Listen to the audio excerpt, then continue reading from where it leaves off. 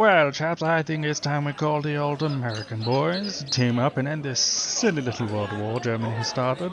What do you say, gentlemen? Yeah! Let's go!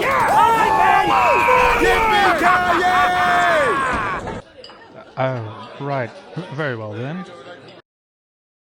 The Allied Forces, a blend of US, British, Australian, French, Canadian and Moroccan weapons, equipment, vehicles and some soldiers. Playing as the Allies in Enlisted is a good choice. They are an incredibly well-rounded faction, good infantry weapons, serviceable tanks, and the best planes in Enlisted. This video is going to walk you through the first tier and battle rating 1 of the Allies within Enlisted.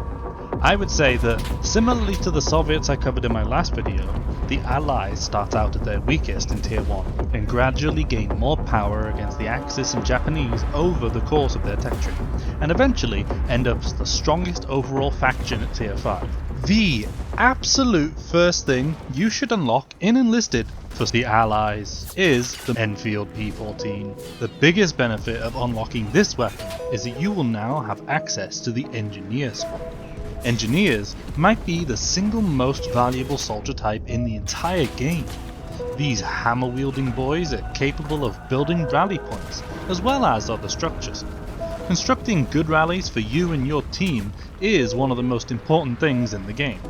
Not only do you passively collect a massive XP bounty from your team respawning in your rally, but being able to spawn in prime locations much closer to the objective grants your team the momentum needed to win the war of attrition Enlisted is at its core. You should pretty much always keep an engineer squad in your roster at all times, as well as focus on leveling up this squad so that you can bring well-trained engineers to all of your squads as specialists. So, now that we have 3 rifles to choose from, what do I recommend? My personal preference is to use the USMC variant of the Springfield M1903 as the main BR1 rifle for your army. In my opinion, bolt actions have 3 factors most important to choosing which to use: rate of fire, bayonet access, and ergonomics. Most bolties within Enlisted are incredibly similar in terms of stats, such as damage, accuracy, ADS speeds, etc. What separates good rifles from great is a high rate of fire. But also, since landing each shot you have is very important, it's also key to factor in comfortability. If you can't get the hang of an iron sight on a certain rifle, it may be worth choosing an objectively weaker option to suit your needs. The USMC Springfield checks all 3 boxes for me. It has the highest rate of fire of the choices, a comfortable ring-shaped iron sight, and a bayonet. In my opinion, the Enfield is a downgrade compared to the 2 Springfields we have, with a slower velocity and fire rate as well as no bayonet. If you take a look at the Google Doc linked in the description, you can compare the stats of the Enfield to the Springfields yourself. We are only unlocking this gun to gain access to the engineers. Personally, I prefer the sights on the USMC Springfield, and I would recommend only sticking with the Springfields if you are trying to save on as much silver as possible. Silver is an indispensable resource in Enlisted, so I 100% understand. The starter rifles both come with bayonets, which, in case you didn't know, bayonets grant incredible bonuses to your weapons. AI soldiers are deadly, with lightning-fast reflexes when you bump into them in melee, and bayonets give them 100% guaranteed killing power, and I assume a little bit more range. Additionally, simply having a bayonet equipped to your weapon gives a 5% reduction to overall recoil. This isn't relevant for bolt actions in the slightest, but you should keep it in mind when judging semi or automatic weapons. Finally, by having a bayonet, axe or sword, you are able to charge, increasing your speed and stamina consumption, and giving you slight slowdown resistance. Charging is often used in Enlisted to reach key locations faster and safer. Having a bayonet allows you to do this without swapping to another piece of equipment, meaning you don't need to bring that equipment and you don't have to swap away from your gun to go fast. Just a quick little aside before moving on from rifles. The Springfield M1903A1 and M1903A3. The A1 is an okay rifle. Its stats are pretty average. The A3 is almost identical, except it has an improved rate of fire and has nearly one of the highest fire rates on all bolt-action sniper rifles. The A4 later in Tier 2 has better accuracy, but loses a bit of that fire rate. The real upgrade comes later in Tier 3 with the Lee Enfield No. 4 sniper variant. Generally though, sniper rifles are not very effective in actually winning the game in Enlisted.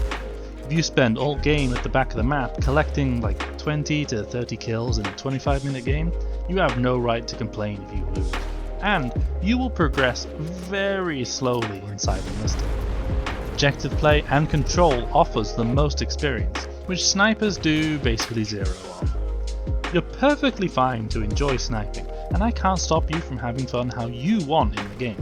Just keep this in mind for yourself and also your teams. Let's get into something the Allies are arguably the best at, planes.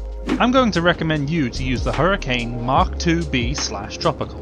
This is a great and manoeuvrable plane with a strong payload of paired 250kg bombs. Its guns are a little weaker than the Buffalo, which is the other plane I suggest you try out. I enjoy how the Buffalo flies compared to the Hurricane, although it is slower with a weaker bomb payload. Its machine guns are quite competent, however, for taking out bombing runs, tanks and other planes, but the Buffalo is overall a weaker dogfighter than the Hurricane. And I would have suggested the Seagull, but it only just arrived at discussion. It's quite slow, and honestly, I don't like it. Next, you have a choice. Unlock the boys ATR, and focus on leveling up your AT soldiers, or grab some SMGs to have a CQC advantage. It's really up to you, but I'll discuss the boys ATR first. This anti-tank rifle, compared to its peers, is pretty middle of the road. It has a good rate of fire and a 5-round magazine. However, the penetration power is lacking compared to the Soviet and Japanese rifles. You basically always need to get the sides or rears of a decent amount of German and Italian tanks to have any hope of destroying them. Aim for the engines and tracks, and if you know where to shoot the ammo, go for it, as you can quickly put a couple rounds in, which will likely cause a detonation. Upgrade this squad to level up anti-tank Class 1 soldiers for equipping most, if not all, of your squads. As for the SMGs, the first one you unlock will be the M50 Rising. This weapon has pretty shaky recoil, but a good rate of fire in spite of its low magazine capacity. This SMG should carry you until we get to the real gun we're here for, the Sten Mark II. The Sten is a brilliant British SMG with a bit lower damage, but a higher fire rate to compensate. With a 32-round magazine and low recoil, the Sten will let you clear out entire squads easily. You may want to try out and unlock the M3 SMG, just in case you like it. But let me tell you, that thing sucks! I despise its terrible, no good, awful rate of fire. I mean, 380 is a bit of a joke. The whole point of submachine guns, in my opinion, is to kill rapidly at close range, but with such a lethargic fire rate, the M3 just doesn't work for me personally. Additionally, you will at some point have researched 9 items in the Tier 1 Allied Tech tree. This means you are now able to begin researching Tier 2 items, and will have gained access to some extra equipment. These being binoculars, flasks, molotovs, explosion packs and impact grenades. Binoculars are very useful on tank soldiers, which we will cover shortly. They offer a lot of visibility for tank crews when they pop out of the top hatch for a new perspective. However, on infantry, they don't offer much, if any, utility. Flasks do offer incredible utility, as they remove stamina consumption for 60 seconds when consumed. This is a big deal in allowing you to cover large distances, as you can sprint and jump as much as you want. You still consume stamina while charging, but you can charge for a bit longer, and then sprint while recovering stamina to charge again. Molotovs and impact grenades have been heavily nerfed in the past, so they aren't super effective, and I don't suggest using them. Explosion packs in comparison are my personal favourite grenade type to bring. You are easily able to deal with tanks, APCs, and even some player constructed fortifications like barbed wire.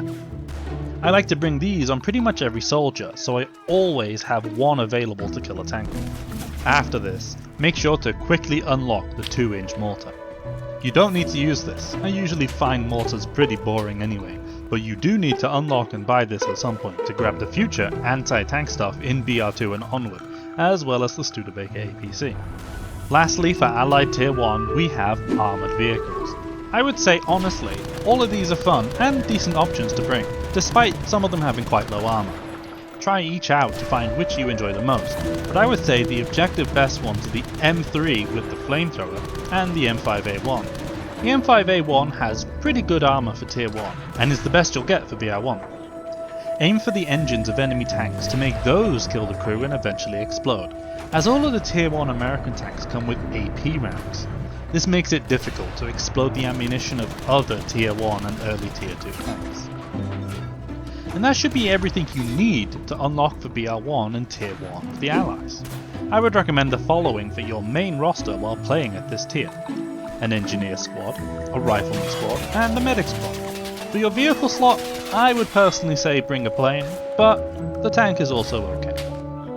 Make sure to fully fill out your squads with soldiers, then equip them with all their best guns and the extra equipment, and research the additional items in Tier 1, such as the N3 SMG, the Mortar, the Springfield Snipers, the M8 Scott, and the Buffalo.